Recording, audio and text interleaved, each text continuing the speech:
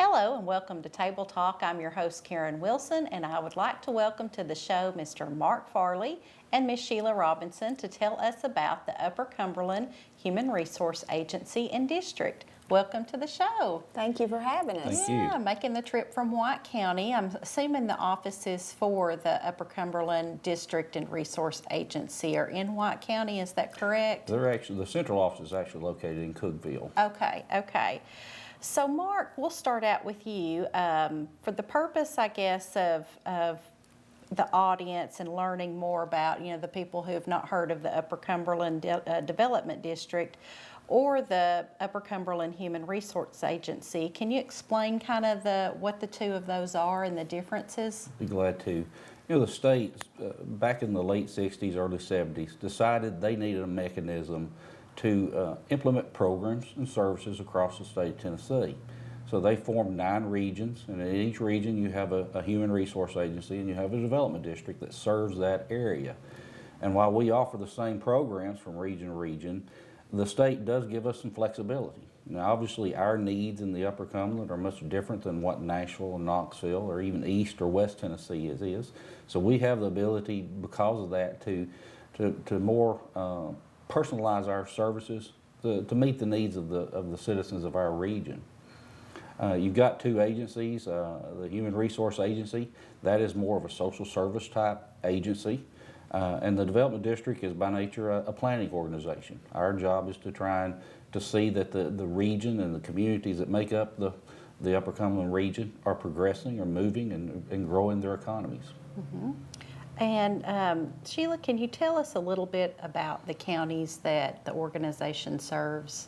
We have a presence in all 14 counties across the whole Upper Cumberland with offices. UCHRA has an office in every one of those counties. Mm-hmm. So the UCHRA, I guess, do you coordinate with other county entities, or is it more of a regional thing? We provide services on a regional basis, but we're acting on behalf of the counties. Okay. The best way to sort of explain that, there are certain services that it just doesn't make sense for a Warren County or a White County or a Van Buren County to do on their own. There would be too much overhead, too much expense. So we come in and we provide that service across 14 counties, and that way it's more efficient. We're able to provide a more professional service, and there's uniformity across the whole region. The services are uniform. And our region is very different. You'd asked about what makes up the Upper Cumberland. We're very proud of our Upper Cumberland region, but we're a little different from other areas of the state, and we're very proud of that. We take great pride in our natural beauty and the uniqueness of the Upper Cumberland region. We've got 3 communities that are on the upper side of populations, of course, Cookeville and McMinnville and Crossville. We've got some that sort of mid-size, and then we also have 4 of the smallest communities in the state of Tennessee. And they all bring their own unique perspective to our region, and we're very proud of each and every one of them. So tell me, Sheila, about some of the services that are provided. Well, the Upper Cumberland Human Resource Agency right at present is going through a period of reflection with the 2 agencies since they have merged together. We have core programs that will always be in place, but this really gives us an opportunity to grow the programs that we have and add programs that are much needed in the region. Some of the programs that UCHRA is best known for is like the transportation program, our public transit system that provides transportation to rural residents. Our community service block grant, which is money that we receive that we can help people with emergency services such as maybe like rent, utilities, food vouchers from time to time. We also have a homemaker program that offers in-home services to where someone actually goes into a person's house and assists them with light housekeeping. so they can run errands for them and stuff like that. Our nutrition program, we're kind of known for our nutrition program. We do the Meals on Wheels, which, Okay. you know, deliver a hot meal to people in rural areas and in town 5 days a week. And also at a lot of our senior center sites, we serve a congregate meal there as well. Wow, some great programs we you do. mentioned there, all so vital. I think of seeing the buses around and taking people to their doctor's appointments. And as you said, I know Ben Lomond has a team that participates with Meals on Wheels, and just the amount of coordination that goes into that. I didn't realize that you all were involved in part of that, but that makes sense because it's a big undertaking. It is. You mentioned a little bit about the recent change in the structure. Mark, do you want to talk to us a little bit about how that changed the UCDD and the UCHRA? Well, we've always been operating as two separate entities, and our mayors, they make up our executive board, the 14 county mayors, and then also a city mayor from each of the counties. They are our executive board. They're the ones that sort of set the agenda and oversee the operation of both agencies. They had many times, questioned why do they have two separate agencies? Why don't we just do this as one? And last year, about this time, we went through the upcoming Human Resource Agency went through a management change, and they approached me and said, "Listen, let's try this. Let's see what it would look like. Let's see if it would work." And obviously, it has been a process to learn for myself and the finance director. We serve over both agencies, and it's been a learning process to get up to speed with what goes on at the Human Resource Agency. But we're already seeing some great benefit from it. Not only are we saving money because we're sharing the administrative and the financial arms of the organizations, we're seeing a lot of synergy. We're seeing where programs are working together that previously had just sort of been in their own silo, in their own world. But now, being under that same shared vision, that same shared management, the employees are more communicating more with each other, and we're better able to serve the citizens, I do believe. I could see a better support system, to get on the phone and call the ones doing it in a different county to see what their approach is and what works for them. So what a great idea. Well, tell us a little bit more, I guess, about the agencies in detail, like about the district itself and those things. The development district, we are the regional economic development agency for our region. The Economic Development Administration and the federal government, they along with the state of Tennessee have designated us as the agency that sort of does the long range planning and makes sure that the economic conditions are improving in the region. And we do a number of different services to try and help. We're talking about being a planning organization. We really work with our county and city mayors and the commissions and the councils for long-range planning. We want to see them moving forward. A lot of our elected officials, they come into office, they have no experience, they've had jobs in other sectors, and they felt that call to action to run for an election. But running for election doesn't get you qualified to fill that role. And a lot of times the development district will come in, they'll provide a lot of that institutional knowledge of here's what's going on in the past in your communities. And we're able to show those mayors proven programs, things that are happening across not only our region, we look across the Southeast and the United States as a whole. And we try and bring what's working in other areas of the country back here to share with our citizens as well. So we do a lot of strategic planning. I know we've just gone through with a couple of our communities and one in your listening area, of course, McMinnville, Warren County. We've just done a strategic plan with them. They're very successful, and we commend them for looking forward into the future. But when I talk about economic development, that's our biggest thing. How do we grow the economies? And we work with businesses. We have a revolving loan fund where we try and help startup companies. We help the industries grow, and that could be for anything. And I would encourage any of your listeners, if they have a business that they're trying to get off the ground or trying to get to grow and to take it to that next level, sometimes it's hard for those beginning businesses to go to the bank and get the capital that they need. That's what we're there for. We're that lender of last resort. We're there to try and get them up and off the ground floor, get people employed. let them build that credit history so they can go to a traditional bank and then get a loan that they need from there. They're also really good at grant writing. We do. We do lot a of grant lot of writing. grant writing on behalf of the communities. We're very proud of that. You know, we feel like any dollar we bring in from outside the region improves our economy. And a lot of our smaller rural communities, they struggle to do the needed infrastructure improvements. So we do a lot of grant writing. We try and secure as much federal and state dollars as we can to come in and help supplement water lines, sewer lines, those type of projects. It's things you usually don't see, but you can't live without. We're trying to make sure every community has that. I know the whole grant, just in the past, say, 4 years has really set on fire with people applying for grants. I know Van Buren County received some for their farmers market and sidewalks and things like that you kind of take for granted that are going to just appear in a community, but they don't. There has to be money there allocated for that. So, and a lot of these smaller communities, or even your Cookfuls, it is a struggle to provide the funds to, I know, just like you said, even larger towns like McMinnville and Cookeville and those Crossville, the amount of infrastructure that you're having to build with those type of things is very difficult to come up with the funds for that. So, And most people don't realize the infrastructure is put in place. It's pipes in the ground. It doesn't last forever. It has to be improved. It has to be replaced, and there's a constant stream of maintenance and growth. You know, you want there to be a struggle to get the infrastructure in place because that means your community is growing.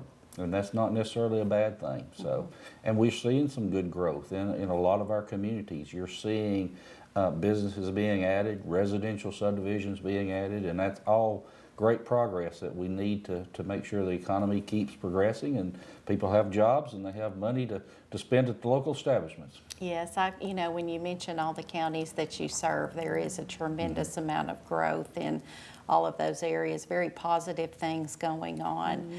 Let's talk, Sheila, about you've been a county coordinator for a very long time. How these things impact people's lives?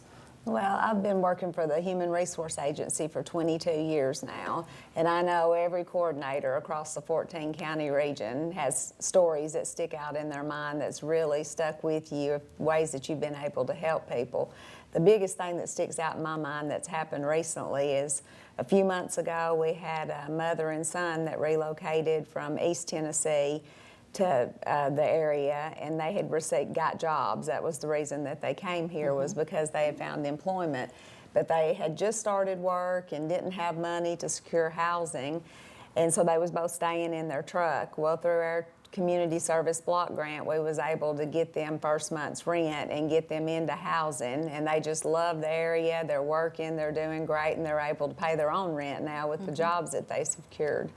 And then through, you know, our nutrition program, lots of times our meal delivery people have gone to houses and delivered a meal, and maybe have found someone who's fallen or is having some kind of medical issue, and we've been able to, of course, get them help, you know, if they've fallen and need an ambulance, or, you know, contact their nearest relative to say, you know, she's just not acting the same today, or help them interpret their mail. Or, I mean, there's just so many services that we provide that, you know, has just really been a blessing to people over the year. Oh, definitely. I can concur with that, just in doing the Meals on Wheels delivery, going up and seeing, you know, I had an interaction with a gentleman who was having a problem with bed bugs and things like that. And he just did not have the resources to clean his home up, you know, and told the ladies at Meals on Wheels, and they got him, you know, in contact with some resources that could help him with that. And you could just tell such a huge improvement in his livelihood,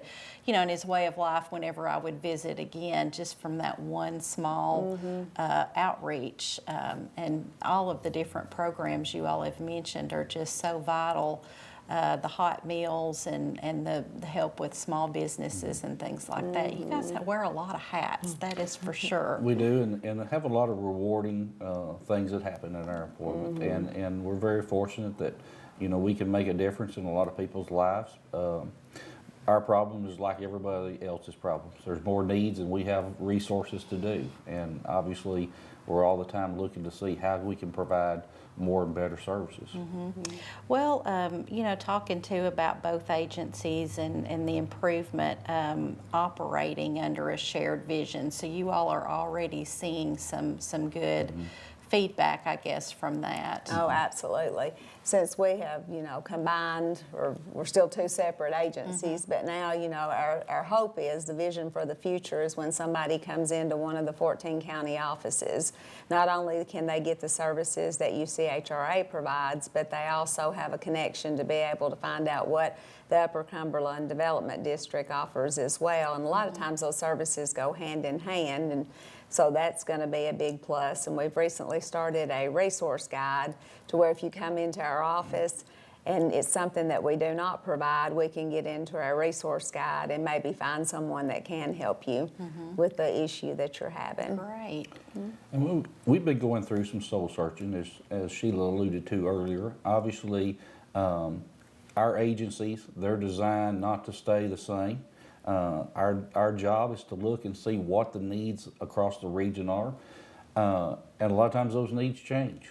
And, you know, we're looking right now at what the role of the Human Resource Agency is moving forward. Obviously, one of those areas has to do with the substance abuse issue. And we're really looking long and hard of some roles that we can fill to try and to meet those needs as well. You know, we do quite a few services that are in and around the criminal justice field. We do have some probationary services that we offer for the state of Tennessee, juvenile and adult. We have residential homes that we keep for boys and girls that are having difficulties and going through that court system. And you know, one of the things we see, and this is no surprise across the region, and it's nothing that not everybody doesn't know, and that is the drug issue that we're dealing with.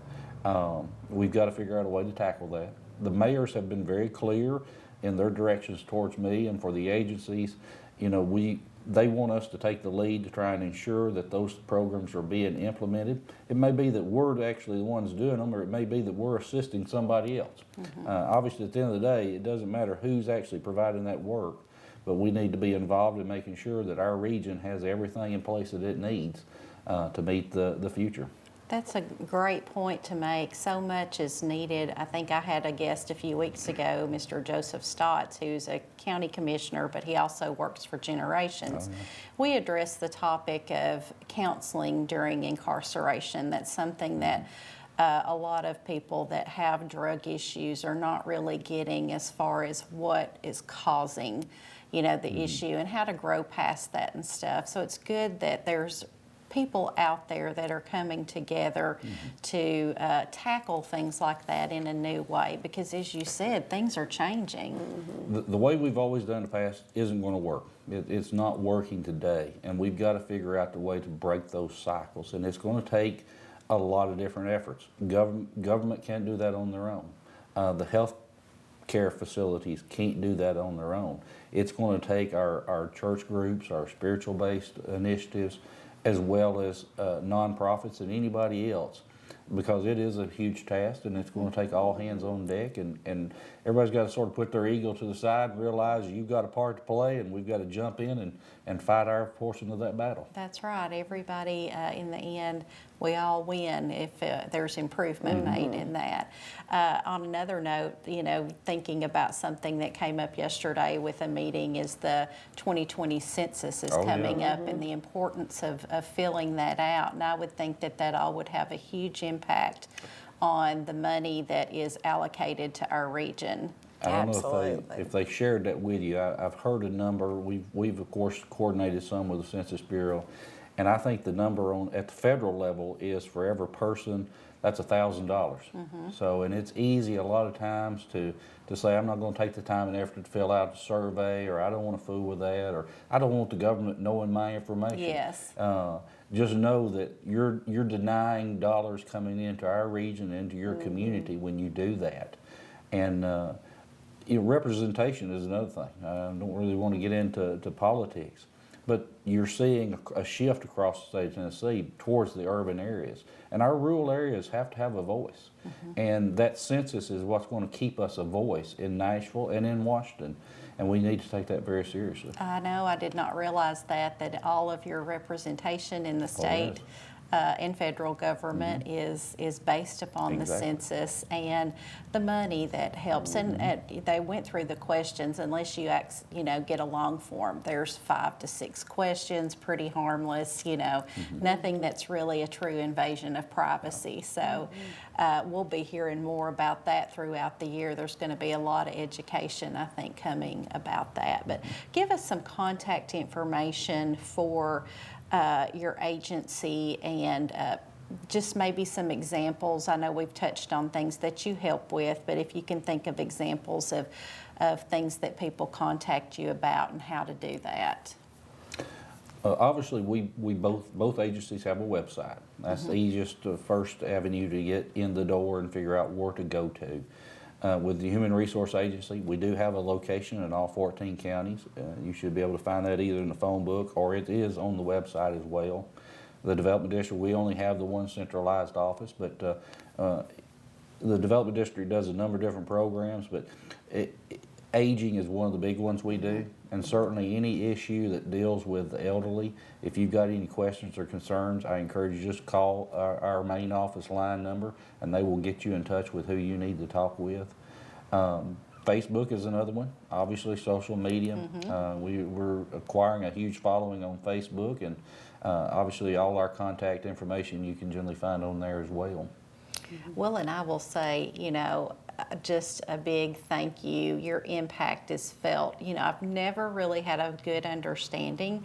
I just see the name on the side of the vans, and I know that they're taking people to appointments, and that's just a small tidbit of what you all do. So what a great jobs you have as far as very rewarding and giving back to the community. They really are. So, well, thank you, Mark and Sheila, both for being on the show today. Well, Thank you very much. I've enjoyed learning more about it. As you do have new programs and things, please feel free to come back on Table Talk and tell us all about it. So that's our show for today, and thank you so much for joining us. We hope you enjoyed it. We will be back again next week for more Table Talk.